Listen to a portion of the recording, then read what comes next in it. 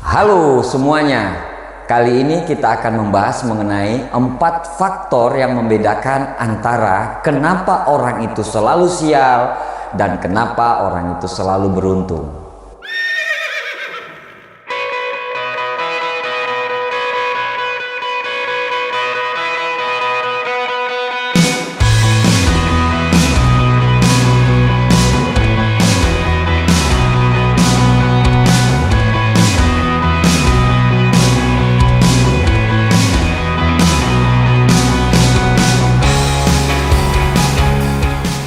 Di sebuah desa itu hiduplah seorang petani, seorang anak dan seekor kuda yang kurus krempeng gitu ya. Mereka hidup di kampung dan mereka mempunyai ladang, dan ladang tersebut yang ngurusin itu selalu semuanya kudanya gitu ya, selalu kudanya. Nah, pada suatu malam kudanya tersebut dicari-cari entah kemana, hilang gitu, hilang. Semua orang kampung bicara seperti ini, betapa sialnya kamu Pak Tani, kudamu hilang. Pak Tani itu menjawab, sial atau beruntung saya juga tidak tahu gitu.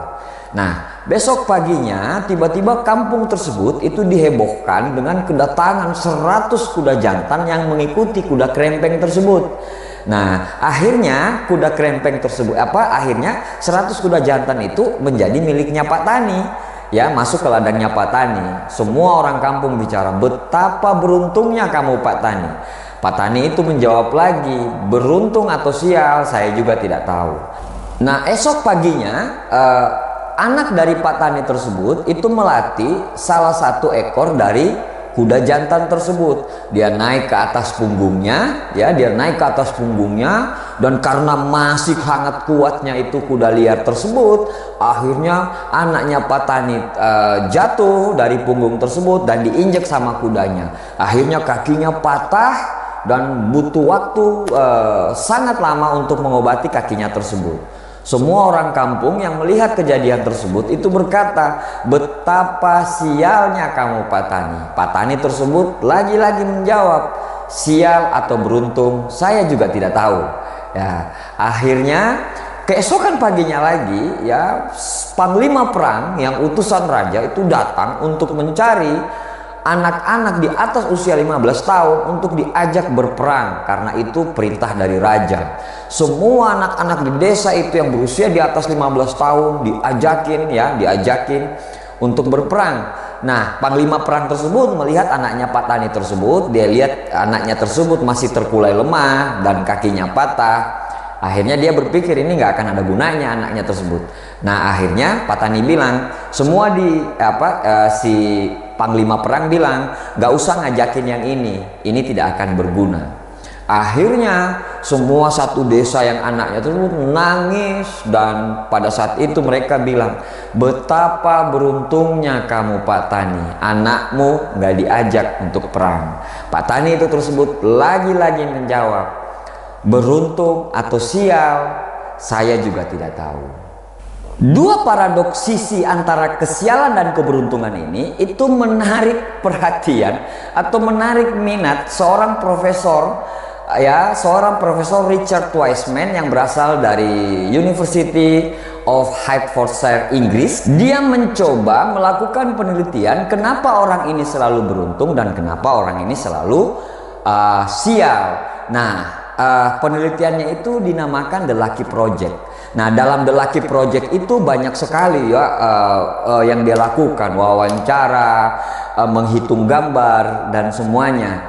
Ya, dia melakukan dan dia mengelompokkan dua orang ini, orang-orang sial dan orang-orang beruntung. Dari penelitian tersebut, akhirnya Dr. Richard Wiseman itu dia mengambil kesimpulan ada 4 faktor yang membedakan antara orang beruntung dan orang sial.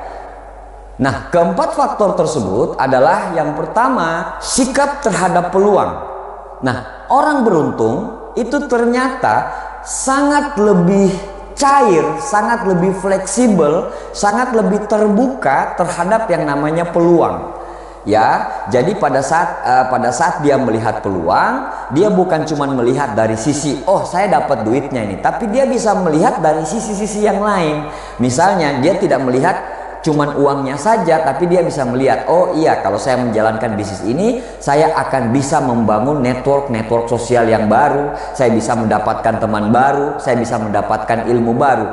Jadi dia melihat dari berbagai macam sisi, bukan cuman sisi keuntungan, bukan cuman cost benefit analisis yang dia lihat di situ, tapi dia lihat berbagai macam. Jadi dia sangat fleksibel, sangat cair, dan sangat terbuka terhadap semua peluang. Jadi dipelajari, memang benar-benar sangat terbuka. Nah, sedangkan orang-orang sial ini itu cenderung sangat defense terhadap yang namanya peluang. Mereka selalu melihat dari sisi yang buruk atau sisi yang negatif terhadap sebuah peluang. Ya, saya jadi teringat dengan sebuah quote mengatakan, orang sukses selalu melihat peluang dari setiap masalah, sedangkan orang gagal selalu melihat masalah dari setiap peluang. Ini pas banget memang. Yang kedua, orang-orang beruntung ini selalu memakai intuisi atau hati nurani dalam mengambil semua keputusan. Jadi ternyata kalau saya baca di memang beberapa buku ya tentang autobiografi orang-orang sukses itu, ternyata rencana-rencana besar mereka atau faktor-faktor yang menjadikan mereka sangat beruntung itu karena mereka lebih memakai hati nurani atau feeling mereka daripada hitung-hitungan di atas kertas. Ya, jadi memang mereka hati nurani mereka berkata apa, itu yang mereka ikutin, dan rata-rata memang dengan kita mengikuti intuisi dan hati nurani kita itu yang membuat salah satunya kita menjadi beruntung. Ya, memang nanti pada saat kita ditawarkan sebuah peluang, nanti akan ada hitung-hitungannya. Nah, tetapi orang-orang beruntung ini selalu dia memakai feeling dia, selalu memakai intuisi dia, selalu memakai hati nurani dia daripada harus mendengarkan orang lain. Ya, karena memang nanti pada akhirnya dia yang jalanin, faktor kegagalannya dia bisa ukur, faktor peluangnya dia bisa ukur, akhirnya dia percaya dengan intuisi dia, dengan hati nurani dia.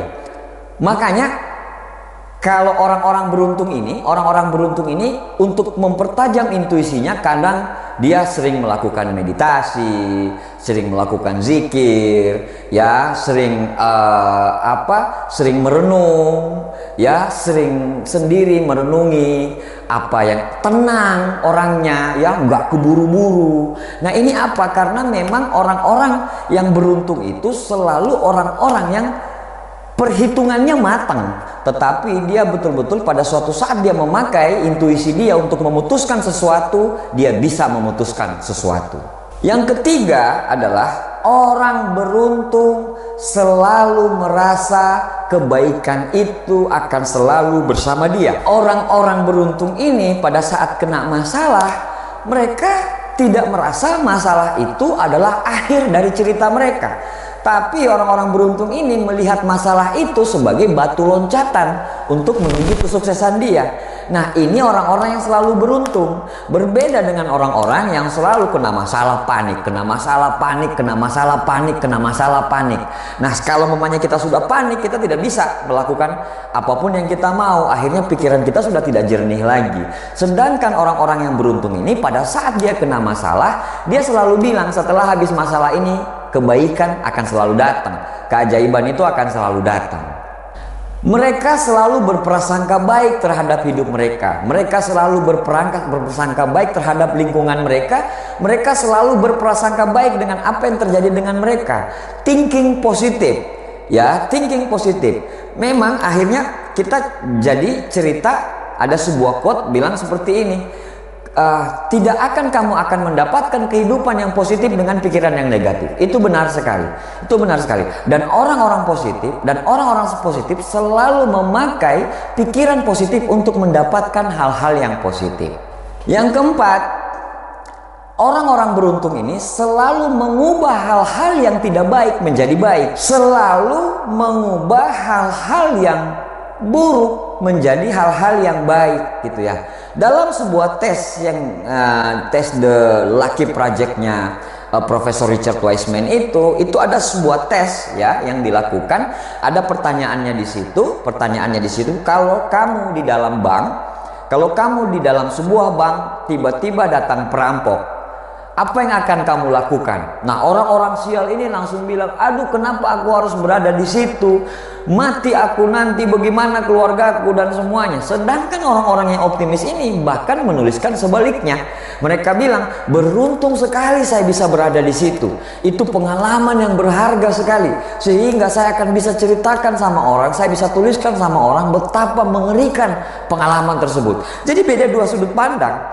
Orang-orang sial selalu melihat sebuah ketidakbaikan menjadi sebuah dengan rasa frustrasi, sedangkan orang-orang yang beruntung ini melihat ketidakbaikan, mereka melihat hal-hal yang tidak baik itu, mereka selalu memandang menjadi baik.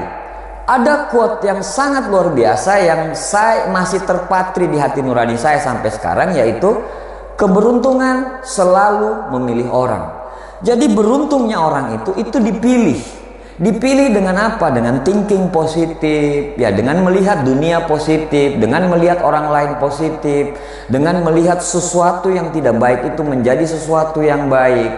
Ya, orang-orang yang selalu optimis, orang-orang yang tidak pernah memandang sesuatu itu, sesuatu kesialan atau sesuatu kegagalan itu akhir dari semuanya. Bahkan mereka memandang sesuatu kesialan atau sesuatu yang kegagalan yang mereka dapatkan itu adalah batu loncatan mereka menuju sukses. Nah, akhirnya sukses itu memilih orang yang tepat. Intinya yang kita dapatkan dari Profesor Richard Weiss dengan penelitiannya The Lucky Project tersebut, yaitu adalah miliki rasa syukur dan selalu berpikir positif. Nah, ini sangat sesuai dengan ajaran agama saya, yaitu agama Islam. Kenapa? Karena ada dalam salah satu ayat di Al-Quran mengatakan, karena sesungguhnya di balik sebuah kesulitan akan selalu ada kemudahan.